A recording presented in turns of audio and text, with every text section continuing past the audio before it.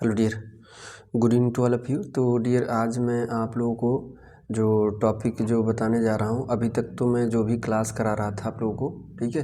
तो आज मैंने सोचा कि अब क्यों ना प्रैक्टिस करा दूँ जो है कि MCQ का, ठीक है। MCQ का प्रैक्टिस मैं कराऊँगा अब आप लोगों को, ठीक है। अब इसमें मैं कुछ ऐसे क्वेश्चन 2, 4, 10 क्वेश्चन है। देखिए डियर, लाइव वैक्सीन के बारे में कम से कम आपको मैं 4, 5 या 10 क्वेश्चन ही प्रैक्टिस कराऊंगा, लेकिन उससे आपको जो है कि इतना सारा लाइव वैक्सीन के बारे में बता दूंगा कि आपका उससे कम से कम 50 क्वेश्चन सॉल्व हो जाएगा, ठीक है। 10 क्वेश्चन ऐसे रखा हूँ जिससे जो है कि आपका 50 क्वेश्चन या फिर ऐसा मैटर दूंगा कि आपका सॉल्व हो जाएगा। तो डियर चलिए, अब मैं बात करता हूँ आगे, देर नहीं करता हूँ। अगर डियर आप हमारे चैनल पर नए हैं तो लाइक और शेयर और सब्सक्राइब ज़रूर कर लीजिएगा, ठीक है। क्योंकि आपका ये सब्सक्रिप्शन जो है ये हमारे लिए ताकत होता है, ठीक है। तो ये सब्सक्राइब कर लीजिएगा। आज मैं जो बात करने वाला हूँ वो लाइव वैक्सीन के बारे में, ठीक है। ऑलरेडी लाइव वैक्सीन के जो जितने भी लाइव वैक्सीन होते हैं उसके बारे में एक शॉर्ट वीडियो हमने बनाया है, ठीक है। शॉर्ट वीडियो बनाया है और उस शॉर्ट वीडियो में हमने याद करने का ट्रिक बताया है, ठीक है। याद करने का ट्रिक बताया है आपको। तो उसमें आप जो है कि प्रेफर कर सकते हैं, हमारे वीडियो पे चैनल पे जाके वो वीडियो देख सकते हैं और मैं यहाँ पर भी आपको बता दूंगा, ठीक है। तो चलिए आइए, देखिए पहला क्वेश्चन है, आप देखिए इसमें आप जवाब दे सकते हैं। The vaccine was first performed by, ठीक है। Vaccination was first performed by, vaccination सबसे पहले कौन परफॉर्म किया था? John Salk, Louis Pasteur, Edward Jenner, Alexander Fleming. तो इसमें से कौन सा ऑप्शन सही होगा? तो आपका एडवर्ड जेनर, ठीक है। इनके बारे में एक तथ्य मैं आपको बता दूं कि एडवर्ड जेनर जो थे 1798, ठीक है, 1798 में इन्होंने जो है कि काऊ पॉक्स, क्या, ठीक है, काऊ गाय थी, काऊ पॉक्स, उसको पॉक्स हुआ था यानी स्मॉल पॉक्स हुआ था। उस स्मॉल पॉक्स के घाव से कुछ लिक्विड लिया उन्होंने। क्या लिया? लिक्विड लिया। लिक्विड लेने के बाद उसका परीक्षण किया। परीक्षण करने के बाद उसमें देखा जो ऑर्गेनिज्म निकले, जो भी माइक्रो ऑर्गेनिज्म निकले, जो बैक्टीरिया वायरस जो भी था, उस पर क्या किया इन्होंने? खुद अध्ययन किया और उसके बाद इसको ह्यूमन पर अप्लाई कर दिया, ठीक है। ह्यूमन पर अप्लाई कर दिया और किसके लिए? स्मॉल पॉक्स के लिए, ठीक है, स्मॉल पॉक्स के लिए। तो पहली बार इन्होंने स्मॉल पॉक्स के लिए वैक्सीनेशन यूज किया, ठीक है, स्मॉल पॉक्स के लिए वैक्सीनेशन। और वो कब यूज किया? 1798 में, ठीक है, ये है। अब उसके बाद अगर अब हम बात करें आपको डियर, तो इसका आप ले लीजिएगा स्क्रीनशॉट या लिखते चलिएगा, ठीक है। और जो है कि एक और इनके बारे में अगर वैक्सीनेशन के बारे में बात करूं, ठीक है। तो आइए देखिए, मैं अब वैक्सीनेशन के बारे में बताता हूं, ठीक है। वैक्सीनेशन के बारे में तो देखिए, वैक्सीनेशन,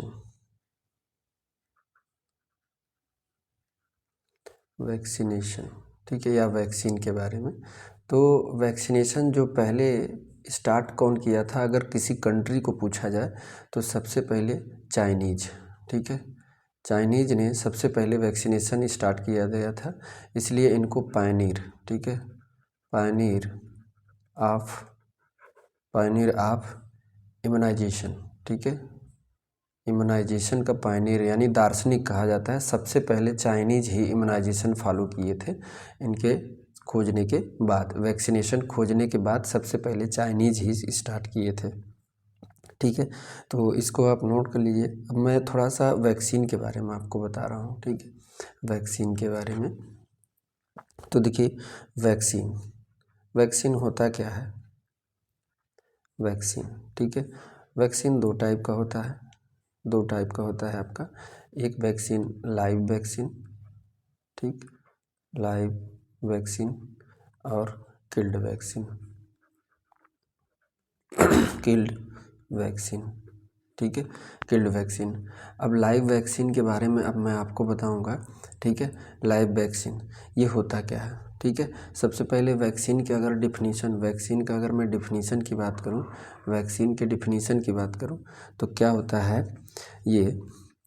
वैक्सीन जो होता है एन इम्यून बायोलॉजिकल, क्या होता है, एन इम्यून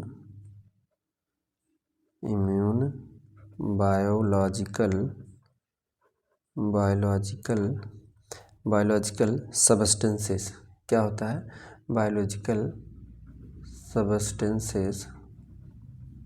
सबस्टेंसेस होते हैं विच प्रोवाइड प्रोटेक्शन, क्या करता है, विच प्रोवाइड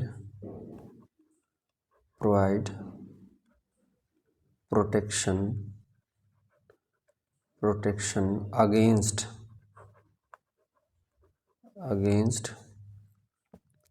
स्पेसिफिक डिजीजेज, किसके, स्पेसिफिक डिजीजेज, कुछ विशेष बीमारियों से क्या बचाता है, कौन, इम्यून बायोलॉजिकल सब्सटेंसेस, ये क्या होते हैं, देखिए वैक्सीन का जो लिया जाता है माइक्रो ऑर्गेनिज्म से जो लिया जाता है वैक्सीन का जो मटेरियल जो भी, ठीक है, अभी मैं बताऊंगा। तो ये क्या होता है, लाइव वैक्सीन, यानी कि जो भी बैक्टीरिया वायरस जो भी है, ठीक है, उसको मारते नहीं हैं, ठीक है, पूरी तरह से किल्ड नहीं करते हैं, सिर्फ उसको वीक कर देते हैं, कमज़ोर कर देते हैं, ठीक है, वीक कर देते हैं, कमज़ोर कर देते हैं।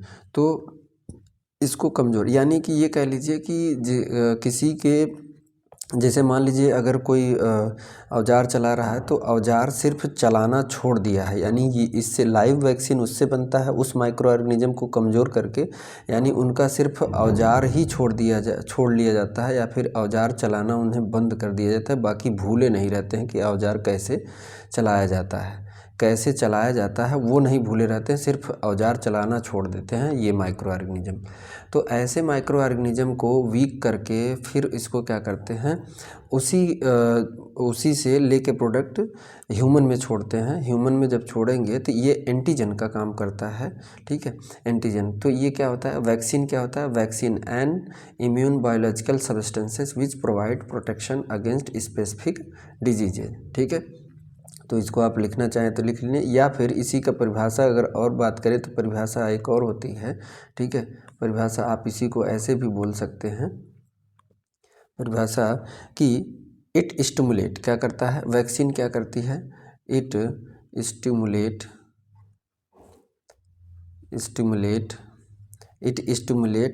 The production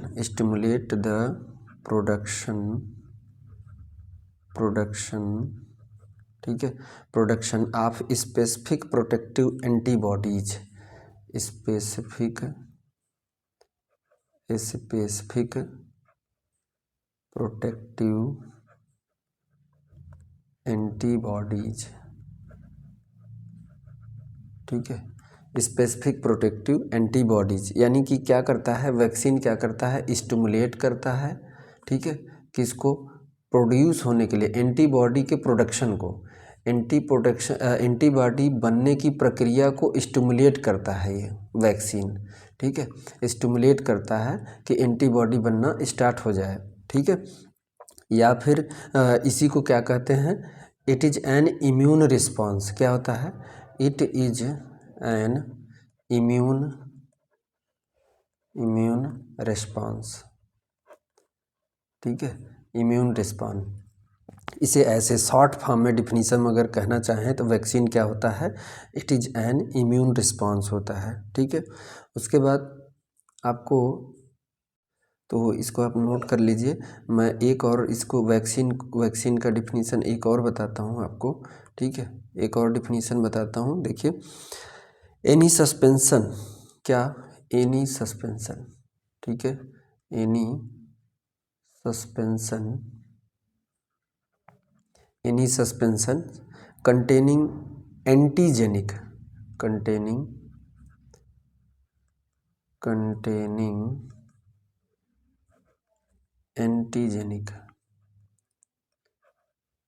antigenic molecule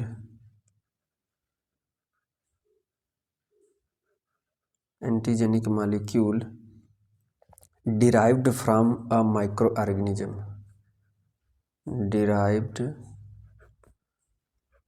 from a micro organism. ठीक है, तो ये क्या होता है, वैक्सीन ऐसा सस्पेंशन होता है, सस्पेंशन मतलब घुला हुआ या कोई केमिकल या प्रोडक्ट होता है जिसमें कंटेनिंग मतलब जिसमें एंटीजेनिक प्रॉपर्टी मॉलिक्यूल होते हैं, एंटीजेनिक यानी कि ये एंटीजन की तरह कार्य करते हैं, जो कि डिराइव्ड होते हैं कहाँ से, माइक्रो ऑर्गेनिज्म से, जो कि प्राप्त कहाँ से किए जाते हैं, माइक्रो ऑर्गेनिज्म से। तो ये वैक्सीन का डिफिनीशन 3 था जिसको हमने बताया कि ये क्या होता है, इम्यून बायोलॉजिकल सब्सटेंसेस हो सकते हैं, या इम्यून रिस्पांस हो सकता है, या फिर ऐसा सब्सटेंसेस जिसमें क्या हो, एंटीजेनिक मॉलिक्यूल हो जो कि माइक्रो ऑर्गेनिज्म से प्राप्त किए गए हों। ठीक है, तो ये डिफिनीशन हो गया, तो ये वैक्सीन हो गया। अब वैक्सीन में अब मैं आपको बता रहा था कि लाइव वैक्सीन के बारे में। ठीक है,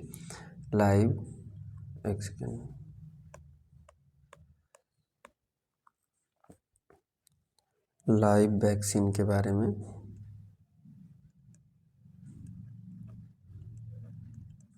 ठीक है, लाइव वैक्सीन, तो लाइव वैक्सीन ये क्या होता है, ये लाइव एटेन्यूएटेड वैक्सीन ये क्या होता है कि ये जो माइक्रो ऑर्गेनिज्म इसमें जो ये वैक्सीन बनाई जाती है, किससे बनाई जाती है, लाइव माइक्रो ऑर्गेनिज्म, जिंदा लाइव माइक्रो ऑर्गेनिज्म। ठीक है, लाइव माइक्रो ऑर्गेनिज्म से बनाया जाता है। ठीक है, तो ऐसी वैक्सीन को इसीलिए क्या बोलते हैं, लाइव वैक्सीन बोलते हैं। ठीक है, तो ये एडमिनिस्टर कैसे किया जाता है, ठीक है, सावधानी क्या बरती जाती है, एडमिनिस्ट्रेशन कैसे किया जाता है, लाइव एजेंट से या माइक्रो क्या लाइव ऑर्गेनिज्म या एजेंट कह सकते हैं। ठीक है, एजेंट से प्राप्त किया जाता है। ठीक है, फ्रॉम लाइव माइक्रो ऑर्गेनिज्म या एजेंट से प्राप्त किया जाता है। More powerful than killed vaccine, ये क्या होती है, more powerful than killed vaccine, killed vaccine से ज़्यादा पावरफुल होता है लाइव। ठीक है, किल्ड वैक्सीन से ज़्यादा पावरफुल होता है लाइव वैक्सीन। ठीक है, अब थोड़ा सा इसके एडमिनिस्ट्रेशन के बारे में बात कर लें। एडमिनिस्ट्रेशन यानी कि कैसे एडमिनिस्टर किया जाता है और इसमें क्या क्या सावधानियां बरतनी होती है। ठीक है, तो इसको एडमिनिस्टर करने के लिए सावधानी क्या बरतनी चाहिए, जब भी दो लाइव वैक्सीन एक साथ देना हो किसी पर्सन को, किसी इंसान को या किसी मरीज को 2 लाइव वैक्सीन साथ में देना हो तो उसका साइट चेंज हो जाना चाहिए। ठीक है, तो साइट चेंज कर दीजिएगा, जैसे एक अपर आर्म में लगा दीजिए when two live vaccine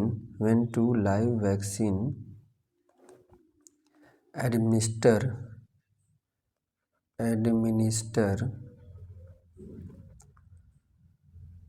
simultaneously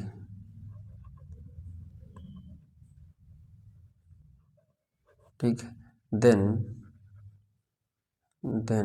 change the site यानी एक अपर आर्म में लगा दीजिए, एक लोअर आर्म में। ठीक है यानी एक जगह दोनों नहीं लगाना है, तो ये लाइव वैक्सीन। और एक ख़ास बात इसमें, इसको नोट कर लीजिए, बता रहा हूँ। तो इसमें लाइव वैक्सीन को 2 लाइव वैक्सीन जो होती हैं एक साथ जब आप लगा रहे हैं तो अगर मान लीजिए अब दोबारा फर्स्ट डोज आपने लगा दिया, फर्स्ट डोज आपने दे दिया, तो सेकंड जो डोज कब देना है, मिनिमम कितने का टाइम का वो होना चाहिए, 4 वीक, कितना 4 वीक, कम से कम इतने 4 वीक का क्या होना चाहिए, गैप होना चाहिए, 4 वीक का यानी 1 मंथ, कितना 1 मंथ का गैप होना चाहिए कम से कम, 2 लाइव वैक्सीन के बीच में कम से कम 1 मंथ का गैप होना चाहिए। वैसे वैक्सीन हमारे ख्याल से वैक्सीन जो अभी तक हमने पढ़ा उसमें जो बताया गया है, काफ़ी किताबों में लिखा कि 2 वैक्सीन के बीच मिनिमम कम से कम 4 वीक का गैप रखना ही चाहिए। ठीक है, सिर्फ पोलियो को छोड़ के, ठीक है। और उससे क्या है कि पोलियो जो होता है, पोलियो एक डोज में काम नहीं करता है, 2 या 3 डोज लेंगे तब काम करेंगे, लेकिन लाइव वैक्सीन एक डोज में ही काम करना स्टार्ट कर देती है। ठीक है, तो ये है। उसके बाद ये मिनिमम 4 वीक का गैप होना चाहिए। तो और एग्जाम्पल की बात कर लेते हैं। ठीक है, एग्जाम्पल की बात, तो इसको नोट कर लीजिए, मैं एग्जाम्पल बता रहा हूँ आपको। एग्जाम्पल में देखिए, एग्जाम्पल में क्या है, मैंने वैसे शॉर्ट वीडियो में एग्जाम्पल बता दिया है रटने का, लेकिन फिर भी यहाँ पे मैं बता दे रहा हूँ। ठीक है, लाइव वैक्सीन के बारे में। तो एग्जाम्पल में अब मैं बात कर रहा हूँ बैक्टीरियल। ठीक है, बैक्टीरियल, बैक्टीरियल और दूसरा वायरल। ठीक है, वायरल। बैक्टीरियल में क्या हो जाएगा, BCG, BCG। उसके बाद दूसरा हो जाएगा BCG के बाद टाइफाइड ओरल, टाइफाइड ओरल। ठीक है, उसके बाद वायरल में क्या हो जाएगा, वायरल के लिए मैंने याद करने के लिए आपको बताया था क्या, BOY, बॉय, तुम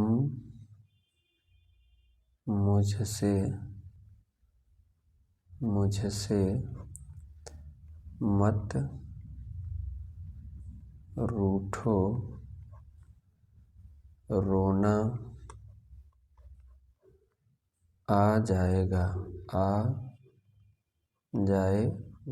ठीक है, तो B मतलब BCG, O मतलब OPV, जिसको सैबिन भी बोलते हैं।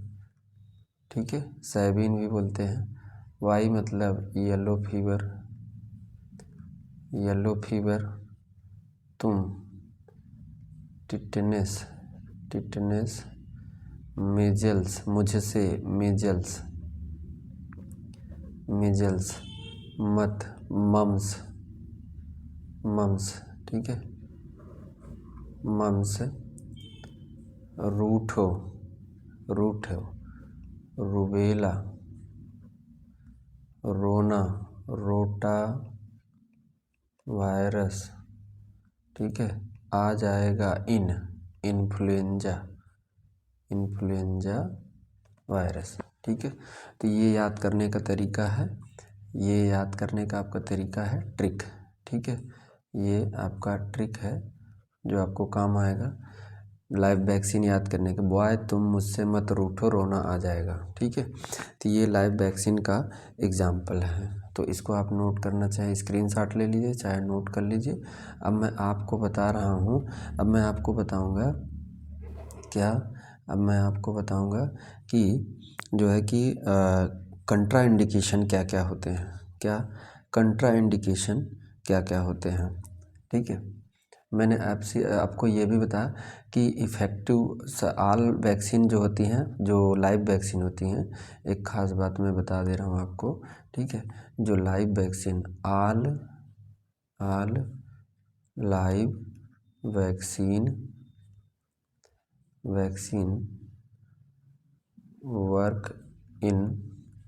Work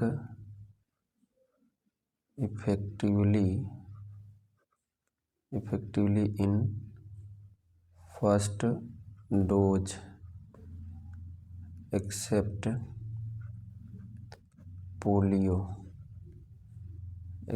polio vaccine. जितनी लाइव वैक्सीन होती हैं वो फर्स्ट डोज में ही इफ़ेक्टिव हो जाती हैं, काम कर देती हैं, लेकिन सिर्फ पोलियो वैक्सीन को छोड़ के ये कम से कम 2 से 3 डोज बाद काम करना स्टार्ट कर देती है। ठीक है, इफ़ेक्टिव होती है। तो ये बात नोट कर लीजिए, क्वेश्चन ही है सारा, ये सारा क्वेश्चन ही है आपको। अब मैं ऐसी चीज़ें बता रहा हूँ, लाइव वैक्सीन के बारे में बता रहा हूँ, जिससे हर लाइन से क्वेश्चन बनेगा, हर लाइन से क्वेश्चन बना है और बनेगा भी। ठीक है, तो इसको आप नोट कर लीजिए। अब मैं जो बताने जा रहा हूँ देखिएगा, आपको पॉइंट वाइज। ठीक है, तो देखिए कंट्रा इंडिकेशन क्या, लाइव वैक्सीन का कंट्राइंडिकेशन यानी किसको देना चाहिए और किसको नहीं देना चाहिए। ठीक है, तो किसको नहीं देना चाहिए, इम्यूनो डिफिशियंसी किसको देना चाहिए, किसको नहीं देना चाहिए, इम्यूनो डेफिशिएंसी। ठीक है, लाइक दैट HIV वाले को, ठीक है, HIV वाले को नहीं देना चाहिए। ठीक है, उसके बाद इम्यूनो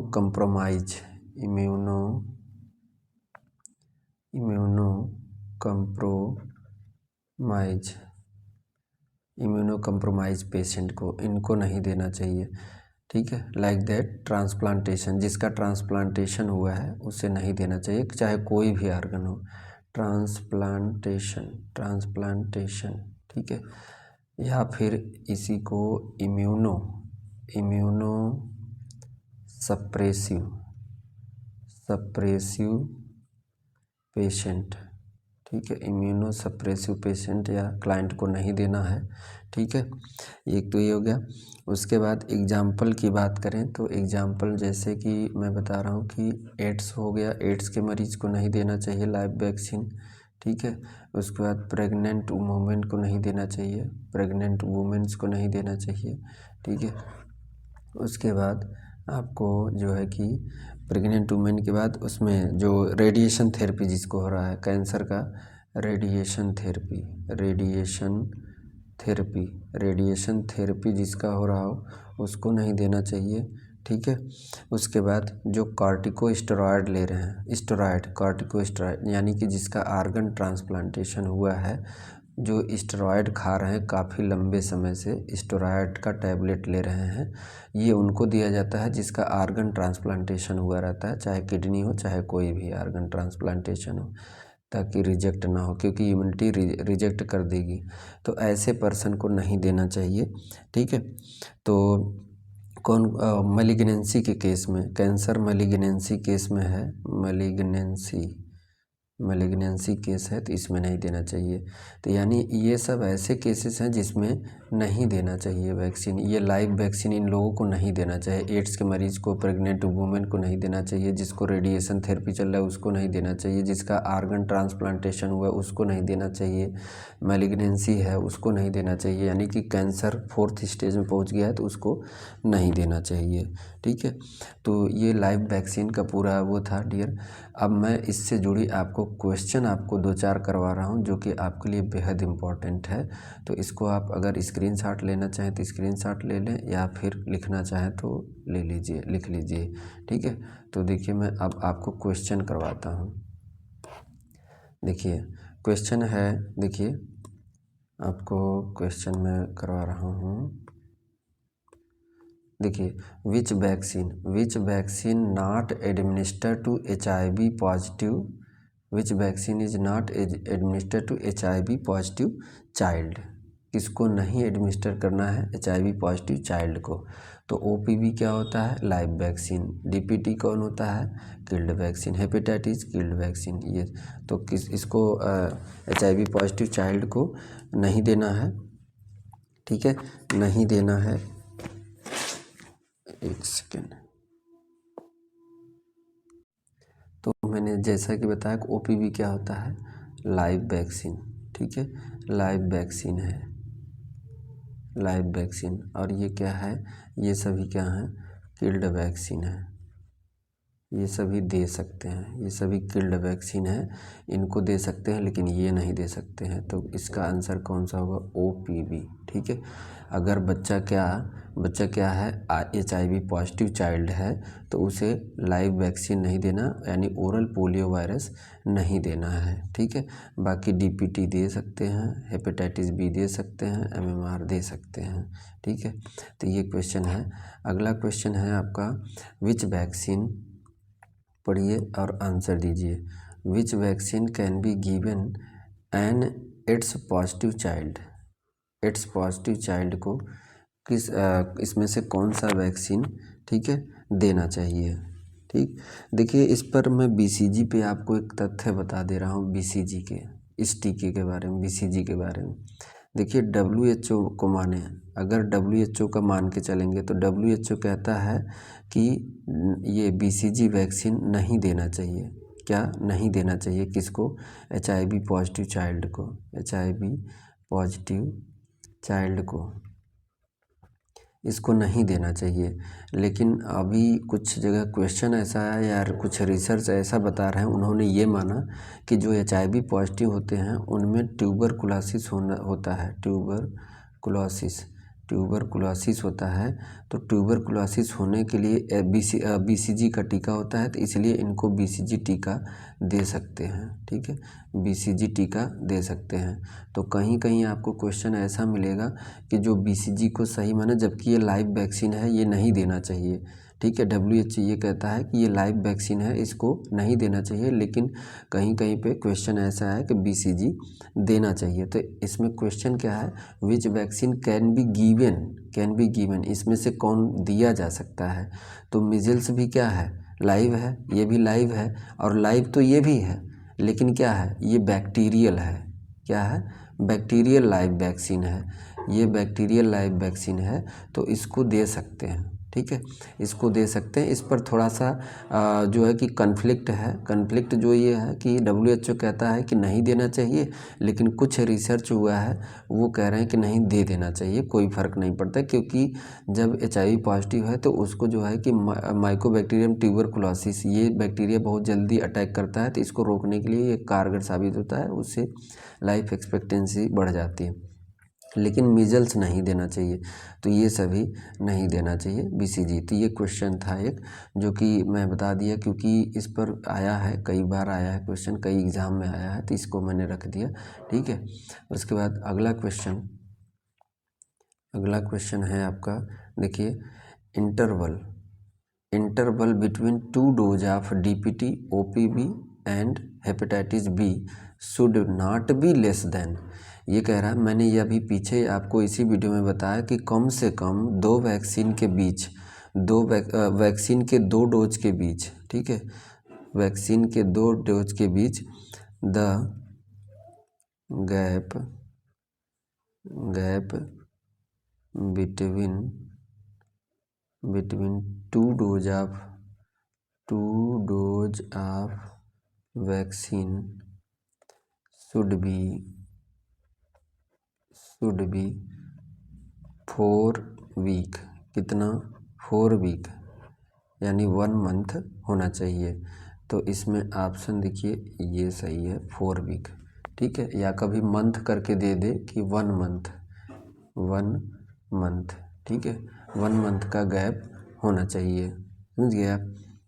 तो इंटरवल यानी कि अंतराल, समय अंतराल कितने का होना चाहिए दो वैक्सीन के बीच में? 4 वीक, यानी 1 मंथ का गैप होना चाहिए। ठीक है, उसके बाद आगे देखिए, ये पूछा है, इसमें देखिए क्या कहा है, in following which vaccine is given to pregnant lady.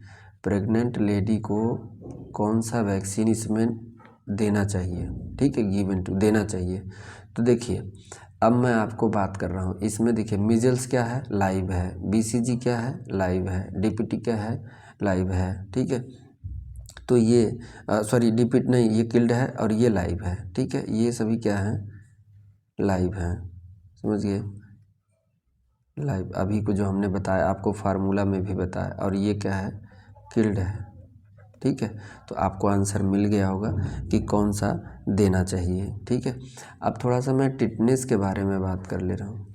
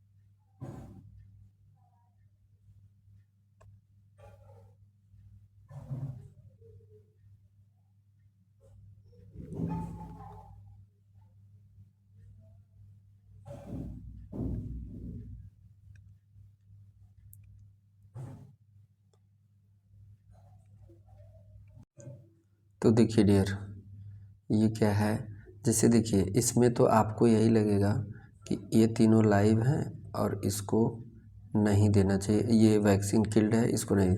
तो यानी कि ये देखिए, ये क्वेश्चन थोड़ा सा उल्टा है, थोड़ा सा उल्टा है। उल्टा ये है कि इसमें थोड़ा सा कॉन्सेप्ट है, टेटनेस दिया जाता है, ठीक है, टेटनेस दिया जाता है, समझ गए आप, ठीक है, टेटनेस वाला इंजेक्शन दिया जाता है। अब इसमें कह रहा है कि मीजल जो होता है वो लाइव वायरल होता है और ये बैक्टीरियल होता है। तो इसमें देखिए क्वेश्चन इसलिए मैं रखा हूँ क्योंकि इसमें इतना ज़्यादा कन्फ्यूजन होता है वो जब पढ़ने के बाद, तो इसमें टिटनेस लगता है डीपीटी नहीं दिया जाता, ये नहीं दिया जाएगा, ये नहीं दिया जाएगा, ये नहीं दिया जाएगा। अब टिटनेस की बात कर लें तो टिटनेस का डोज कब दिया जाना चाहिए, टिटनेस का डोज प्रेग्नेंट लेडी को कब देना चाहिए, तो जितना जल्दी हो सके प्रेगनेंसी रजिस्टर्ड हो जाए, यानी प्रेगनेंसी का पता चल जाए, उतना जल्दी दे देना चाहिए, ठीक है।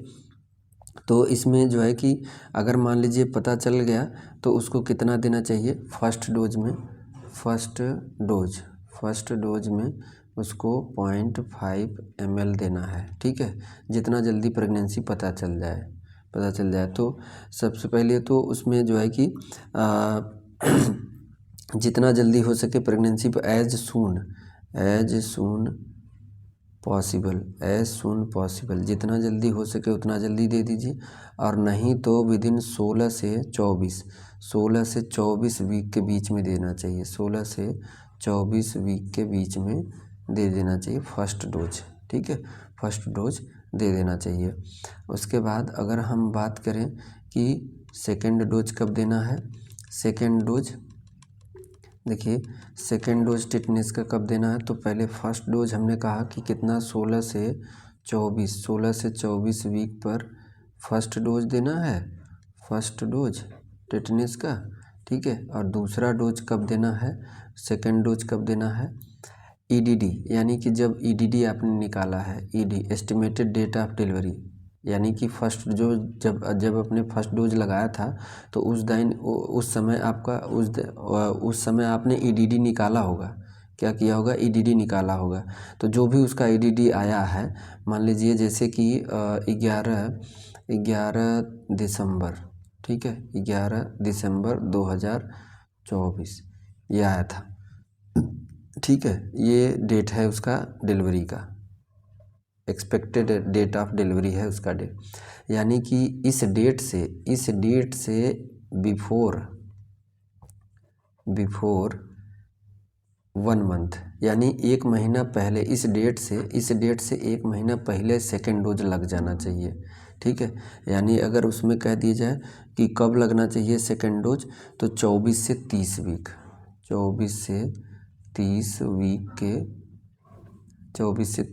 के बीच में सेकेंड डोज लग जाना चाहिए। यानी इसी क्वेश्चन को ऐसे भी पूछ सकता है कि जो ईडीडी है, ईडीडी से 1 मंथ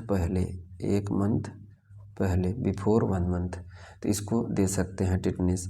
और कुछ बात यह है कि टिटनेस का इंजेक्शन जब देना चाहिए लेडी में, सेकेंड डोज तो हो गया, तो इसमें देना चाहिए कम से कम 2 डोज के बीच में 1 मंथ का गैप होना चाहिए। और सेकेंड डोज जो है कि जब दे रहे हैं तो ये पता लगा लीजिए कि ये प्रेग्नेंट अगर ठीक है, इफ़ सी इज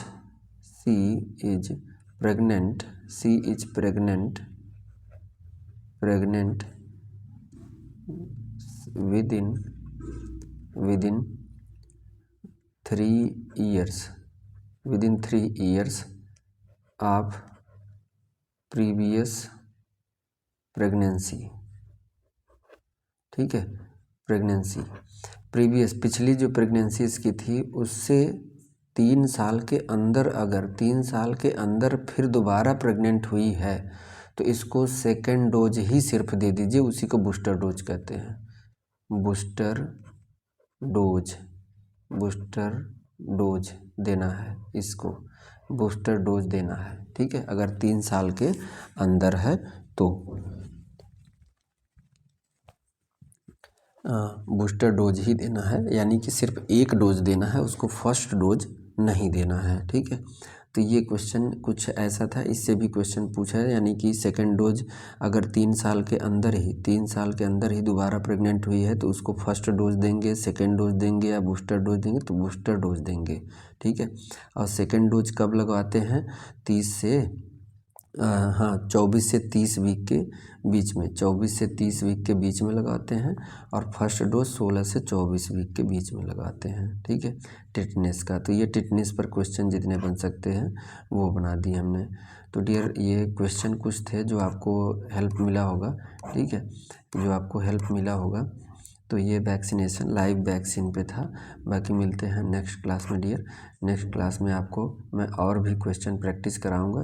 रहेंगे क्वेश्चन कम, लेकिन आपको प्रैक्टिस मैक्सिमम क्वेश्चन लपेटे जाएंगे। ठीक है, तो thank you so much dear.